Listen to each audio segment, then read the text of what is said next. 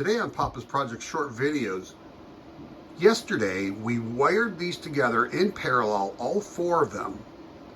When I went to go change all the settings and commission them all to start up, I noticed that this set of two had one CPU firmware and this set had a totally different set CPU firmware. So I contacted the manufacturer and they're going to get back to me on how to update the firmware on this so that all four of them have the same firmware for the central processing unit. Could be a couple of days before I get a response, so I'll get back to you. But right now, they're up and running. These two are basically doing everything, charging, and I can do anything when I want.